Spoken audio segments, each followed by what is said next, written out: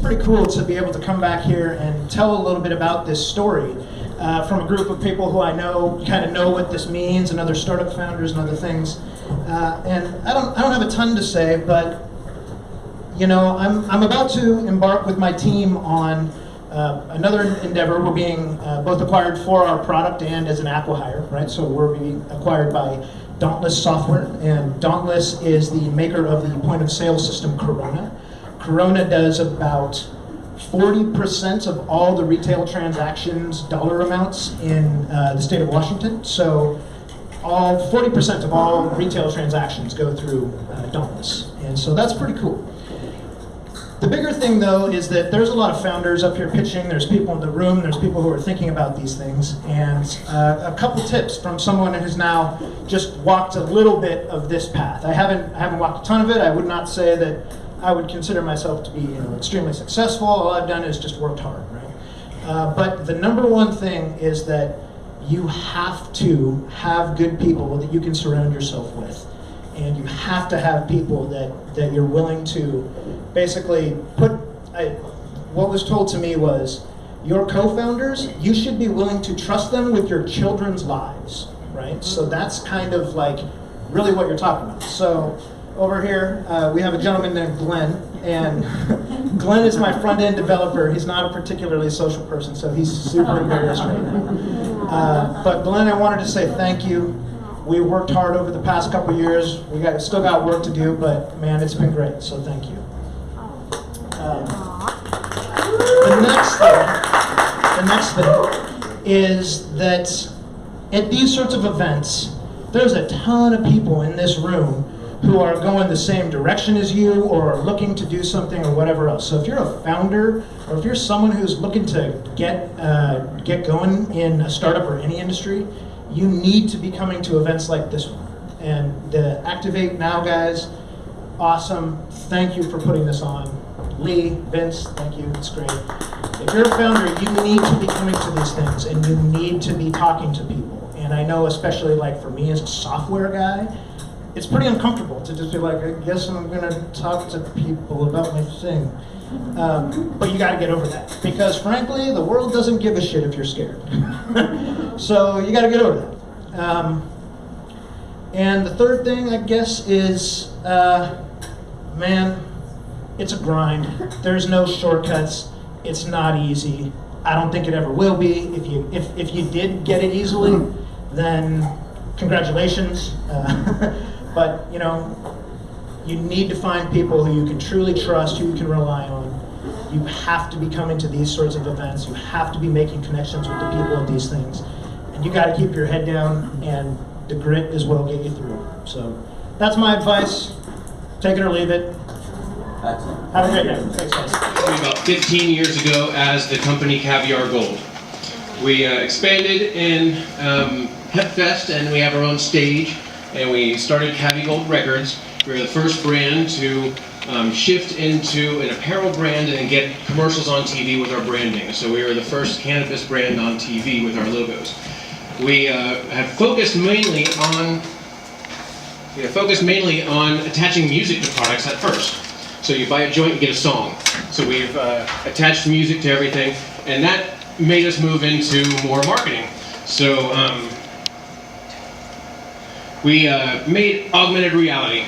So augmented reality apps that spawn different educational aspects onto the products. We moved that into metric collection and analytics and extreme return of investment on this. We really specialize on CRMs, content management, and then asset libraries of creating different holograms to build your own VR with.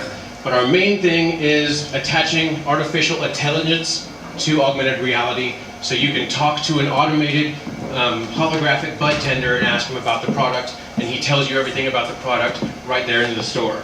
So we also have all the games that cause different scavenger hunts and different interactivity. We attach AI onto it, which goes through the data mining of your social media when you get into the app. So if 4 different people are looking at one thing, it might show 4 different things depending on that person. There's a lot of different ways that we can market, hone down, and collect data from every single person. Here with me is Snog, just like his hat. He is my creative director, so he handles dealing with the clients and then going to our coder and getting what the client actually wants for our product. We have built out 4 or 5 working demos right now. We have sold an insurance company, so we did a content management that when you look with their app at Geico or at Progressive, it turns their ad into this insurance company's ad instead. So we do media overtakes. We also, we also have just sold our first cannabis company today. So we have augmented reality coming to the cannabis market in 502 as of today. We do have a working demo that we just made a doctor that appears on top of our CBD products all over Mexico, training all the Mexico doctors, augmented reality about CBD and how our products work. And we just landed the entire country of Mexico and 7,000 pharmacies for CBD.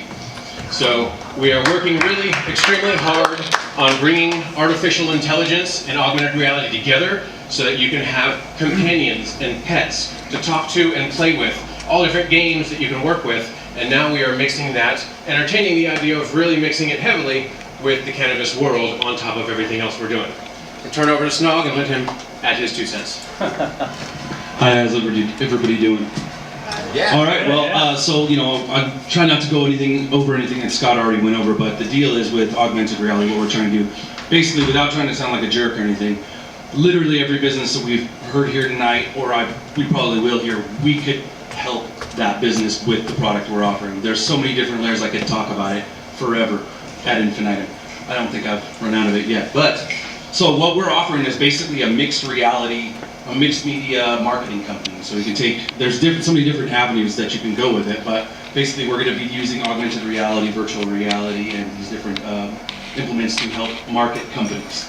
And so through our app, we have several different avenues for that. We're creating an app right now called, for our iTunes, and it has several different things. It has games, it has sound, it has a music player that plays augmented sound, in front of you. Sorry. We have ways to draw the customer in to want to interact with this system. And then once we start bringing in the customers' deals, we have several different packages of what we can put together. I know it's a little convoluted right now, what we're trying to say, but we have several different packages because there's so much. It's hard to pack it into this little time. But what we're offering is basically, we're bringing with what, I think, you didn't mention the 4 studios, right? No, so right now what we're trying to accomplish is 106 cameras that feed into 12 servers and come out with a holographic image of what you will basically not be able to tell is different. So it's like the lady, like you said, the lady in red in the Matrix. That's how we're mixing reality. And so what we're trying to do is... I lost it. Thank you. So right here you have an actual hologram. AR right now, everybody knows, is an animation. We are trying to build 106 cameras, 53 AR or 53 4K cameras, 53 infrared cameras to actually make a real hologram that you can talk to and not know if it's a real person or not. That is definitely possible right now. There's 4 companies doing it right now. There's 4 holodecks in the world, and they are all privately building CRMs so that private people can build virtual reality landscapes themselves. We want to build this and offer it to the cannabis world so that you can actually come in and have a plant grow. We can have an augmented reality bud tender, show you the farm, show you how it's processed, show you how it's tested, everything that goes along with it. All right. Thank you, Scott. Appreciate it. All right, questions? I'll be a little better at the questions. Any questions? Where to begin? Right? Exactly. So, what do you deliver your customer? What's the delivery method? Is it a video? Is it a standing unit? Is it a... So for every customer, it'll be different. We tailor these packages all based on what the customer wants. One of the ideas we have is for basically an augmented reality version of Leafly, and that's what he's been talking about. Is where you go into these company, the dispensary, and you are seeing a bud tender, virtual reality bud tender, come up and pop up on your thing. And these companies, that's where Yeah, I have a question. If we are talking to like augmented reality, how can I as a consumer trust that this person is able to respond to my specific questions and not just like pre-programmed questions? How can I really... It's the exact same thing as talking to Siri. So there'll be I don't trust Siri either. very good point. Very good point. It'll be specifically about cannabis, and each time you talk to it, it learns more, and each question you ask it, it learns more, and the artificial intelligence attached to it is learning our whole network right now. Do you have to wear a headset for this, or is it? We currently have phones, contact lenses, and headsets. CES came out with a $200 pair of contact lenses this year. Do you think that's too big of a burden for the average, consumer or cannabis consumer? Well, we have all the statistics in a very information-heavy deck that we couldn't show tonight, but by 2020, this is an $18 billion company, and it's an industry. It's a crazy amount of technology running at this right now. All of the holodecks right now are owned by Amazon, Apple, and Microsoft, and they're keeping it very close, and we have a Microsoft designer coming to build out our place. And do you think it'll help companies be able to market their products? Absolutely, because it creates an interactivity with the customer where a farmer knows what time of day, what strain sells, what best strain works for what people, and you can really get the interactivity within this app. As you mentioned, the growth, the market obviously has not adopted AI, AR, or VR yet with it. So you mentioned extreme ROI in there. How are you calculating that? What is the ROI for a consumer? If it's a game, if it's something I'm engaging with, I've already purchased the product. Is it just strictly brand loyalty? No, we are building out actual programs where you can just upload all of your content to it and it builds out your app for you. So any brand, any farm can easily have an augmented reality app just by going to the website, uploading everything and getting their app. And building this out, we build out the code for it one time, and then 100 different brands can get to it extremely fast, upload all their content, and have their own AR app go fast. So you can walk into the store with, I'll just use the name Weedmaps, or Leafly. You walk into the store and you look at each individual product, and you pop up all different kinds of things on each individual product, depending on what that brand loaded into it. All right, 40 seconds. Any questions from the audience? Here we got one right there. Would you like a high-definition IP video partner to help you with all of your AR? Yes, sir.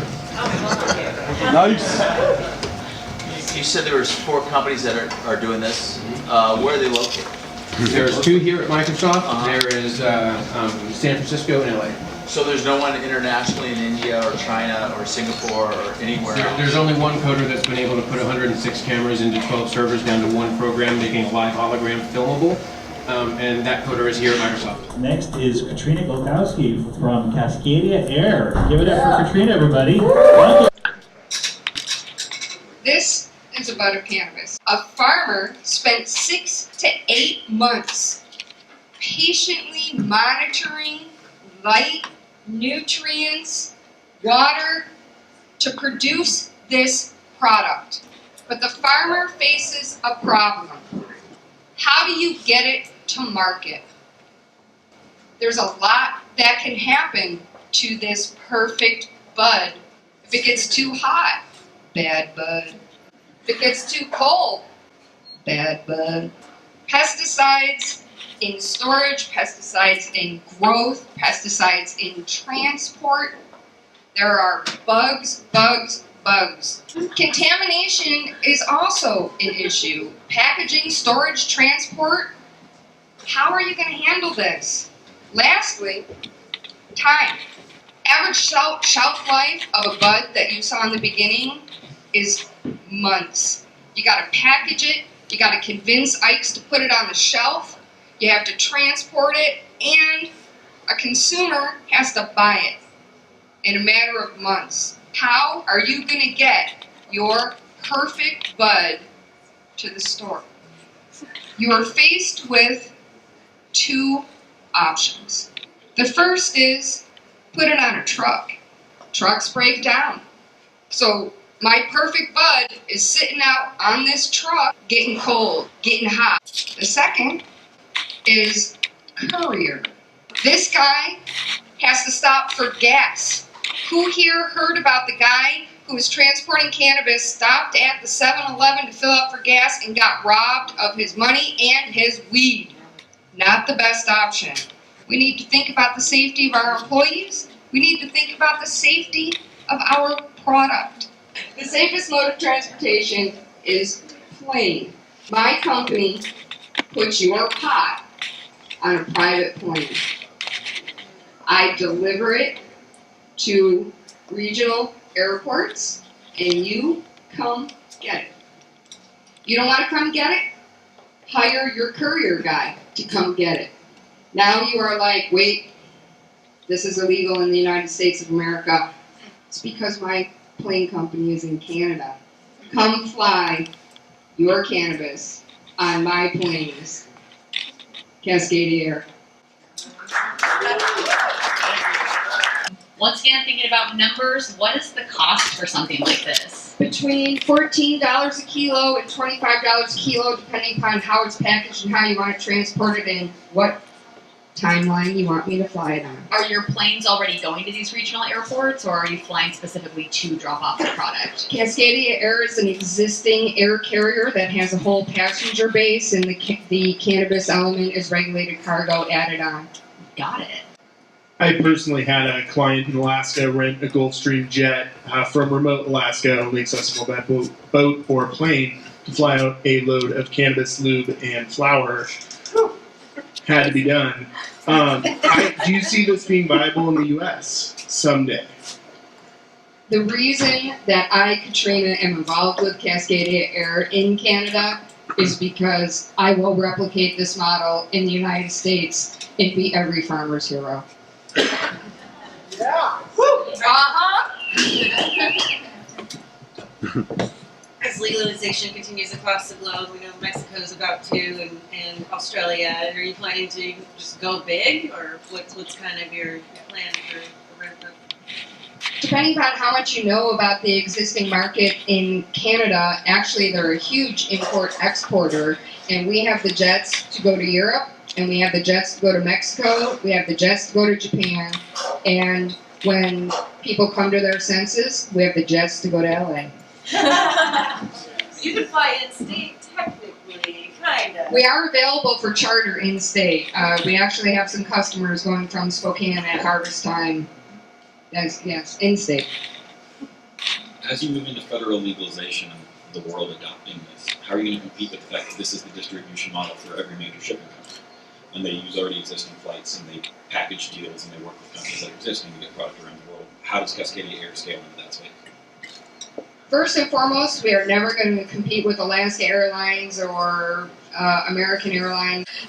We will never compete on routes for delivery like that. Cascadia's secret sauce is the regional remote airports, flying into Edmonton, flying to Kelowna, flying into Tofino. These jumbo jet thingamahoobers can't land at these airports. And so we're flying into the remote airports, delivering to remote retailers in places where American Airlines doesn't want to go. So that helps keep your costs down then, right? Your overhead. Yeah, believe it or not, at $14 a kilo, we're profitable. It's scary because you walk in and you say, oh, hey, big cannabis producer, I can do this for $14, $20, $25 a kilo, depending upon if it's oil, flour, etc. They're all day long. They're like, when? How much? 5 flights a day. Huge. One more question. Do you have a frequent flyer program?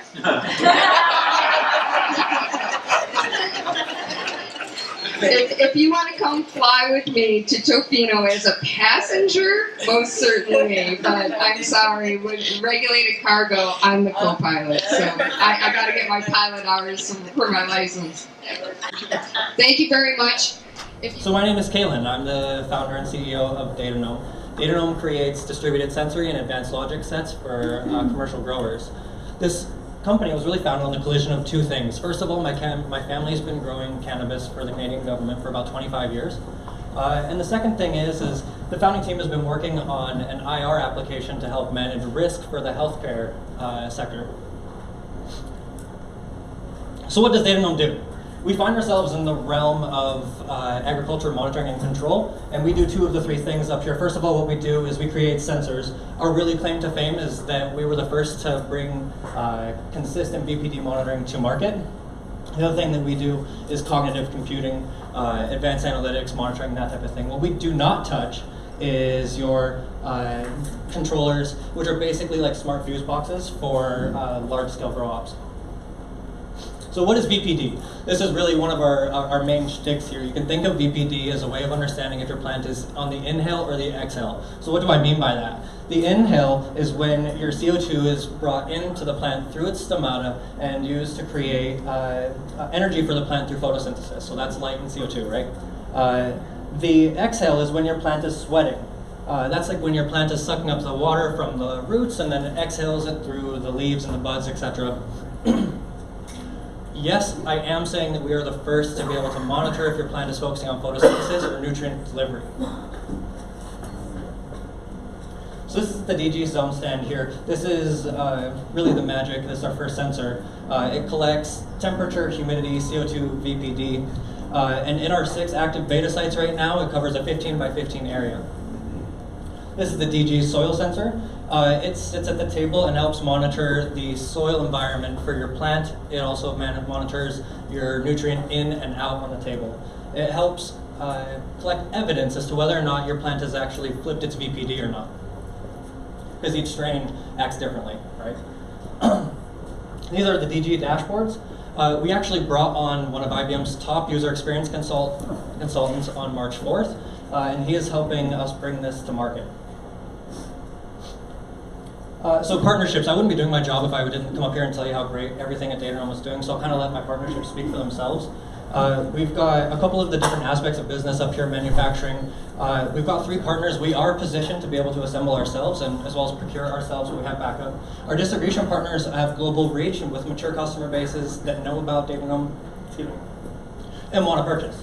Our environmental control, if you remember I said that we don't touch one of those parts. These are the partners that are going to help us get there. Benjamin Electric is in telecom and power monitoring for stadiums, things like that. IOGRU is actually a world player in monitoring environments. These are some of our competitions, but really one of the biggest things I want to point out is that when cannabis was legalized, a lot of these players were meant for grow ops of 200,000 square feet and larger. We're going to cater to that size and smaller. Right now we're on the cusp of release 1. We've got about 10 beta sites, proven concept. Release 2 is going to come out quarter 3 of 2019, and release 3 beyond. Sales strategy is actually pretty simple. While we are integrating with IOGRU and some of the bigger players, we're selling our monitoring equipment to people that have already expressed interest in buying it. Once we get those integrations, they have customers that they can retrofit with our sensory and systems and logic sets so we can have immediate sales. Beyond that is when we are going to integrate with Benjamin Electric and be able to sell our own full product alone. Once we do that, we can also incur SaaS fees. These are some of our financials. Some of the notable things here is that our cost of goods is $139, and using our unilateral pricing policy, we can sell for about $550. This has already been tested, and as soon as people see that our software works, they're willing to actually place purchase orders for them. This is the founding team up top here. This is the best team I've ever worked with. First of all, my name is Kaylin, and I am the CEO. I've been a serial entrepreneur since I've been a kid, and I have the plan to make DataGnome the central nervous system for commercial agriculture. Julie is, she's a dreamer and she makes it happen. She comes from healthcare and brings networking, compliance, things like that. Bruce is our wizard. He is also my father. He worked on IBM's team that brought Watson to market. So his ability to architect systems in the AI industry has been proven. He's been coding since before Microsoft had DOS. You're out of time. Oh, can I? Is that one last slide? Yeah, go ahead. One last slide, this is it. So really what we need right now is a partner to help us integrate with IOGRU. We're looking for a 5-year contract. It's really going to cost you about 2 weeks of slight discomfort. You might not even see us for 5 years of benefit. And that's it. Great, thank you.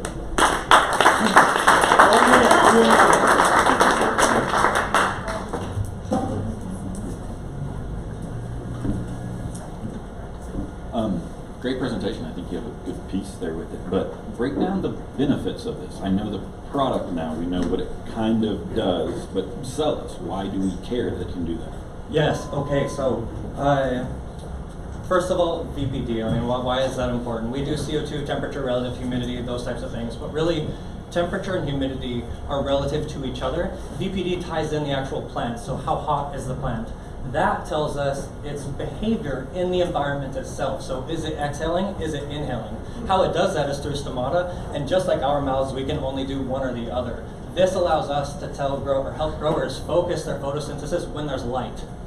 Oftentimes, you just hear like wives' tales, like, oh, my plants like it sweaty at night. There's actually reasons for that, they just don't know why. Now we can tell them why.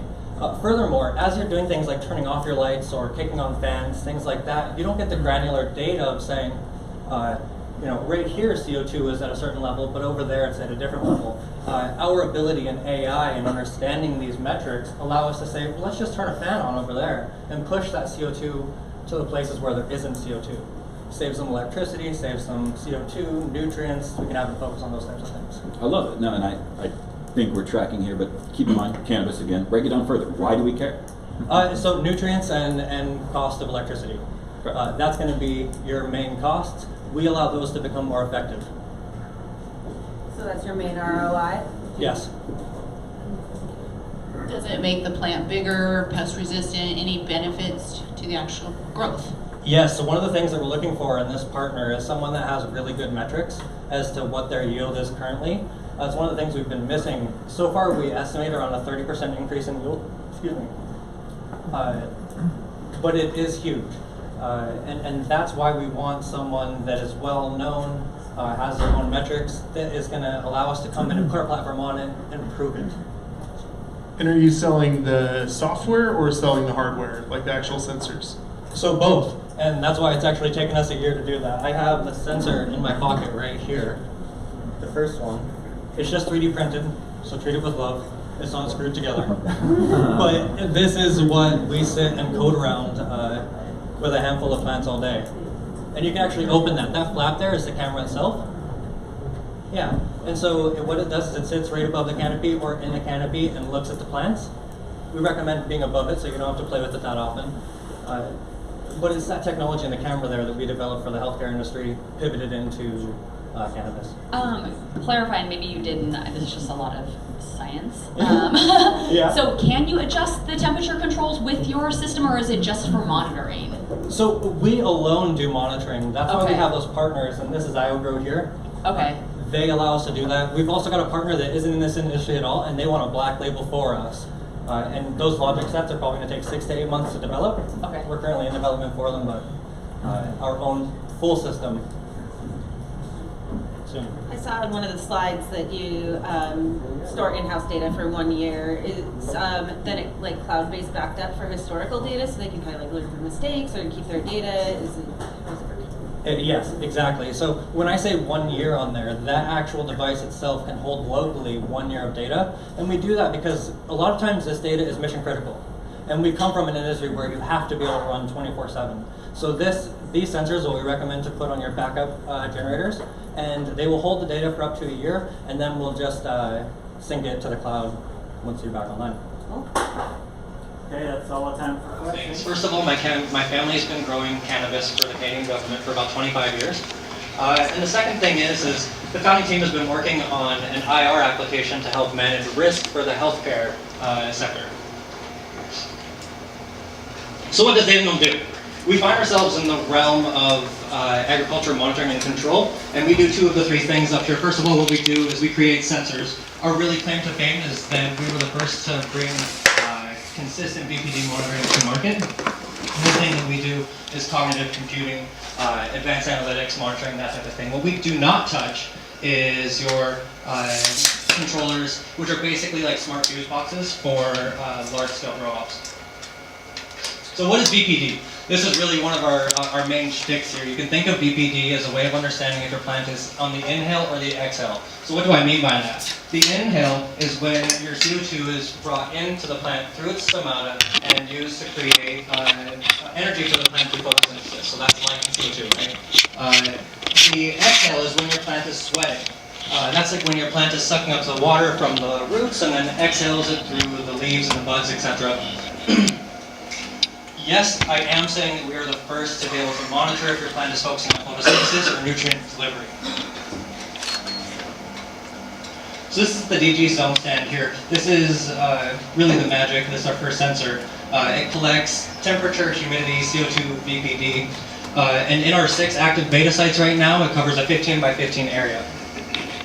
This is the DG soil sensor. It sits at the table and helps monitor the soil environment for your plant. It also monitors your nutrient in and out on the table. It helps collect evidence as to whether or not your plant has actually flipped its VPD or not. Because each strain acts differently, right? These are the DG dashboards. We actually brought on one of IBM's top user experience consultants on March 4th, and he is helping us bring this to market. So partnerships, I wouldn't be doing my job if I didn't come up here and tell you how great everything at DataGnome was doing, so I'll kind of let my partnerships speak for themselves. We've got a couple of the different aspects of business up here, manufacturing. We've got 3 partners. We are positioned to be able to assemble ourselves and as well as procure ourselves when we have backup. Our distribution partners have global reach and with mature customer bases that know about DataGnome and want to purchase. Our environmental control, if you remember I said that we don't touch one of those parts. These are the partners that are going to help us get there. Benjamin Electric is in telecom and power monitoring for stadiums, things like that. IOGRU is actually a world player in monitoring environments.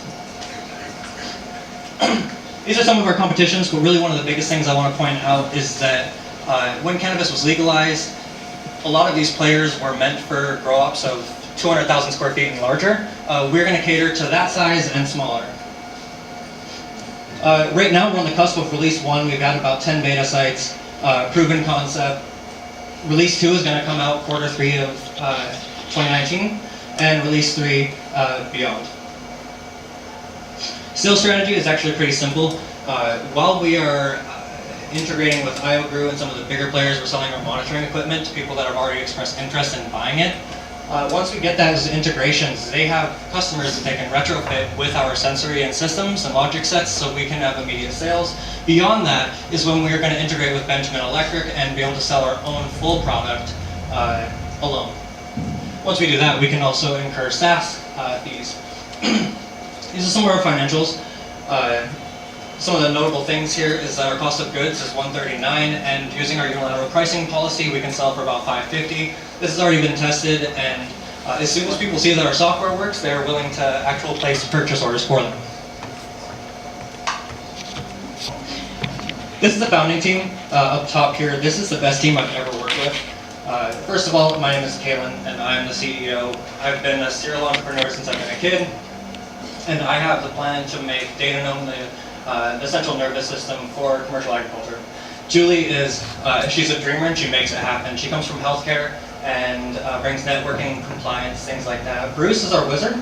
He is also my father. He worked on IBM's team that brought Watson to market. So his ability to architect systems in the AI industry has been proven. He's been coding since before Microsoft had DOS. Okay, you got time. Oh, can I? One last thought, yeah, go ahead. One last thought, this is it. So really what we need right now is a partner to help us integrate with IOGRU. We're looking for a 5-year contract. It's really going to cost you about 2 weeks of slight discomfort. You might not even see us for 5 years of benefit. That's it. Great, thank you. All right, 4 minutes, Q&A.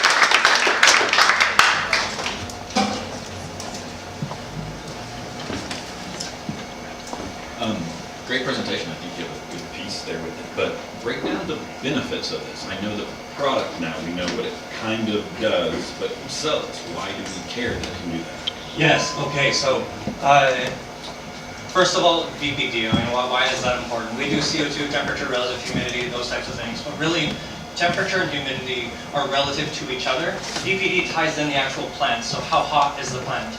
That tells us its behavior in the environment itself. So is it exhaling? Is it inhaling? How it does that is through stomata, and just like our mouths, we can only do one or the other.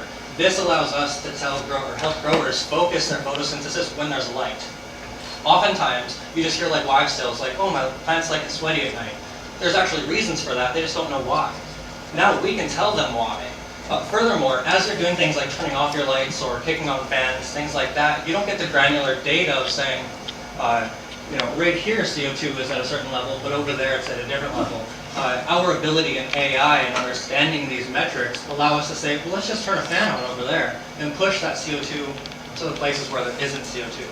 Save some electricity, save some CO2, nutrients, you can have them focus on those types of things. I love it. No, and I think we're tracking here, but keep going cannabis again. Break it down further. Why do we care? So nutrients and cost of electricity. That's going to be your main costs. We allow those to become more effective. So that's your main ROI? Yes. Does it make the plant bigger, pest resistant, any benefits to the actual growth? Yes, so one of the things that we're looking for in this partner is someone that has really good metrics as to what their yield is currently. It's one of the things we've been missing. So far, we estimate around a 30% increase in yield. Excuse me. But it is huge. And that's why we want someone that is well known, has their own metrics, that is going to allow us to come in and put our platform on it. It'll be anywhere from $800 a month to probably $5,000 a month. One other question. Do you think that that will yield a return on investment? $5,000 a month, you know, especially for some of the smaller grows in Washington, that's a lot of money. It would be for smaller growth. $5,000 would be for the large operations. So again, it does come down to an ROI, and so the price points will match the size of the plant. Got it. Okay. So what would be the most common ROI that you hear across the board? Well, what we're shooting for is a 1-year ROI. What we saw in this particular case was 5 months. So it really will vary from client to client. Exactly. What does it do for me? And I still didn't. Was confused. I'm not sure if they know what cannabis companies want or if they try to predict. You know, they're ahead of their time. That like it's gonna be here. So.